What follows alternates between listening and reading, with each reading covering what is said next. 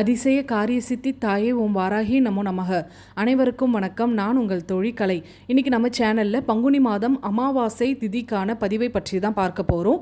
அமாவாசை திங்கட்கிழமையில் வந்திருக்கிறதுனால இந்த அமாவாசையை சோமாவதி அமாவாசை அப்படின்னு சொல்லுவாங்க.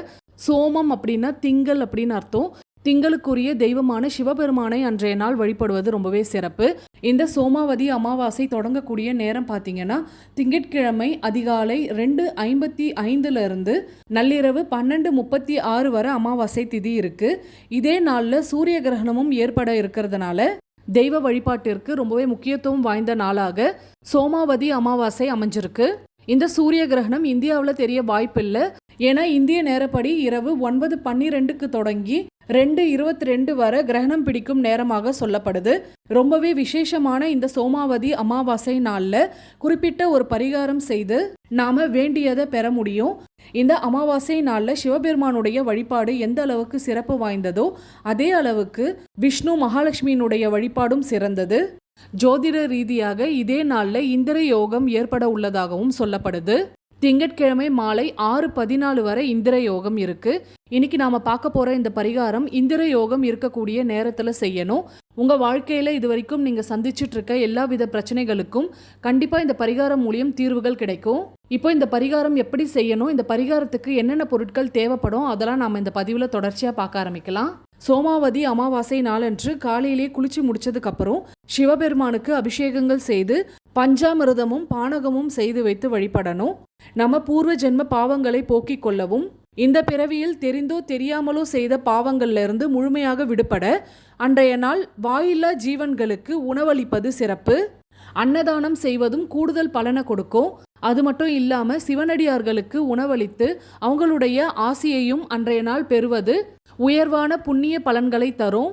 அடுத்ததா சோமாவதி அமாவாசை இந்திர யோக பரிகாரம் எப்படி செய்யணும் அப்படின்றத பார்த்துடலாம். இந்த பரிகாரத்தை திங்கட்கிழமை மாலை 6:14 எந்த நேரத்தில் வேணாலும் செய்யலாம். ஒரு சுத்தமான வெள்ளை துணியை சதுர வடிவா கட் பண்ணி எடுத்துக்கோங்க. அதில் ஒரு கைப்பிடி அளவுக்கு பச்சரிசியை வைக்கணும். கூடவே 2 விரலி மஞ்சள், 2 கொட்டைப்பாக்கு, 2 1 நாணயம், சொன்ன பொருட்களை எல்லாம் வெள்ளை துணியில வச்சுட்டு அடுத்ததா ஒரு வெள்ளை நிற காகிதம் எடுத்துக்கோங்க. அதில் இப்போ நான் ஸ்க்ரீனில் காட்டியிருக்கேன் பாருங்க, இந்த மாதிரி எந்திரம் வரையணும். எந்தெந்த எண்களை எந்தெந்த இடத்துல எழுதி வச்சிருக்கணும் அதே மாதிரி அந்த எந்திரத்தில் நீங்களும் எழுதணும். எண்களை எழுதி முடிச்சதுக்கு அப்புறம் மேலையும் கீழையும் உங்களுடைய பெயரை எழுதணும். அதாவது இந்த பரிகாரம் யார் செய்யறாங்களோ அல்லது யாருக்காக செய்யறாங்களோ அவங்களுடைய பெயரை எழுதணும். அதே மாதிரி காரணம் அப்படின்னு எழுதியிருக்கேன் பாருங்க, அந்த இடத்துல எந்த காரணத்துக்காக நீங்க இந்த பரிகாரம் செய்றீங்களோ அதை எழுதணும். உதாரணத்துக்கு பணவரவு வேண்டும் அப்படின்னா பணவரவு வேண்டும் அப்படின்னு எழுதுங்க. அதே போல திருமணம், குழந்தை வரம் இதெல்லாமே எழுதலாம். ஆனா ஒரே எந்திரத்துல எல்லா காரணங்களையும் எழுதக்கூடாது. எந்த பிரச்சனை ரொம்ப சீக்கிரம் முடிவுக்கு வரணும் அப்படின்னு நினைக்கிறீங்களோ அதை நினைச்சு அந்த காரணம் இருக்கக்கூடிய இடத்துல எழுதுங்க.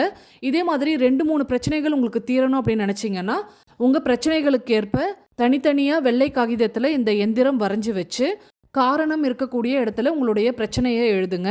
அடுத்ததா இந்த வெள்ளை காகிதத்தையும் மடிச்சு அந்த வெள்ளை துணிலேயே வச்சு ஒரு மூட்டை மாதிரி கட்டி எடுத்துக்கணும். சிவபெருமானையும் விஷ்ணு பகவானையும் மனதார பிரார்த்தனை செய்துட்டு அந்த மூட்டையை அப்படியே உங்க பூஜை அறையில ஒரு மூலையில வச்சிருங்க. உங்களுடைய கோரிக்கை நிறைவேறினதுக்கு அப்புறம் அதில் 2 1 நாணயம் வச்சிருப்பீங்க பாருங்க. ஒரு 1 நாணயத்தை சிவன் கோயில் உண்டியல்லையும் இன்னொரு 1 பெருமாள் கோயில் உண்டியல்ல போட்டுருணும். அதில் வச்சிருக்கக்கூடிய பச்சரிசியை குருவிகளுக்கு உணவாக கொடுத்துடலாம். விரலி மஞ்சளை இடிச்சு பவுடர் பண்ணி பூஜை அறைக்கு உபயோகப்படுத்திக்கோங்க. கொட்டைப்பாக்க தாம்பலம் போட பயன்படுத்திக்கலாம். சோமாவதி அமாவாசை நாளன்று இந்த பரிகாரம் செய்ய தவற விட்டுறாதீங்க. சிவ விஷ்ணுவினுடைய அருளால உங்களுடைய நீண்ட நாள் கோரிக்கைகள் நிச்சயம் நிறைவேறும். இன்னைக்கான பதிவு உங்களுக்கு பயனுள்ளதாக இருந்திருக்கும் அப்படின்னு நம்புறேன். பயனுள்ளதாக இருந்திருந்தா ஒரு லைக் பண்ணிட்டு அப்படி உங்க ஃப்ரெண்ட்ஸ் அண்ட் ஃபேமிலிக்கும் ஷேர் பண்ணி விடுங்க. மறக்காம சப்ஸ்கிரைப் பண்ணிட்டு பக்கத்தில் இருக்க பெல் சிம்பிளை கிளிக் பண்ணிட்டு அதில் ஆல்னு கொடுங்க. மீண்டும் அடுத்த பதிவில் சந்திப்போம். அதுவரை நன்றி, வணக்கம்.